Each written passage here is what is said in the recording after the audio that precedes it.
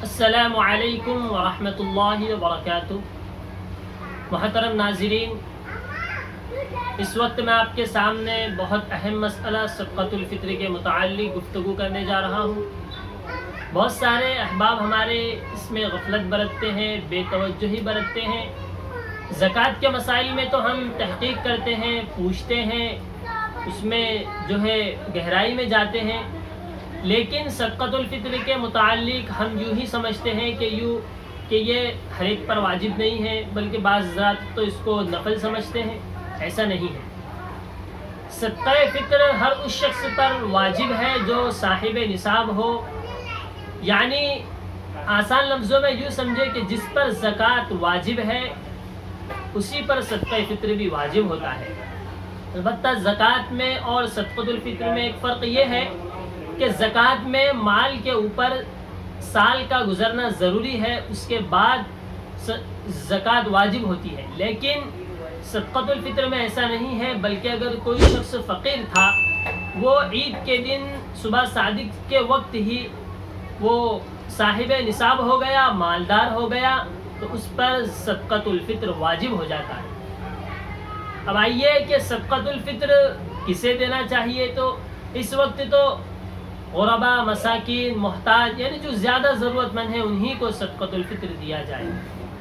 صدقۃ الفطر کا مستحب وقت صبح صادق کا ہے، یعنی نماز عید سے پہلے ادا کر دینے کا ہے، لیکن اگر کوئی نماز عید کے بعد بھی صدقہ فطر ادا کرتا ہے تو اس کا صدقہ فطر ادا ہو جائے گا اس کے ذمے سے۔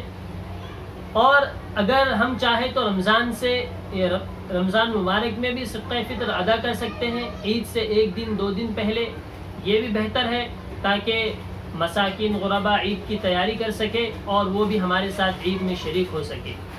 یہ بہت اہم مسئلہ ہے، اس پر توجہ دینی چاہیے کہ صدقہ فطر اب اگر کسی شخص کے ایک سے زائد مکان ہے، وہ ایک گھر میں رہتا ہے اور دوسرے گھر خالی پڑے ہوئے ہیں، تو ایسے مکانات پر صدقہ فطر واجب ہے یا نہیں؟ تو اس کا جواب یہ ہے کہ ایسے مکانات کہ جو ہماری ضرورت سے زائد ہے، اب وہ مکانات کے جو کرائے پر دیے ہوئے ان پر بھی صدقہ فطر واجب ہے، تو ہم اس کو جو ہے ادا کرنے کی کوشش کریں، اور اللہ تعالی ہمیں اس مسئلے پر غور و خوض کرنے کی توفیق نصیب فرمائے اور زیادہ سے زیادہ صدقہ فطر ادا کرنے کی توفیق نصیب فرمائے۔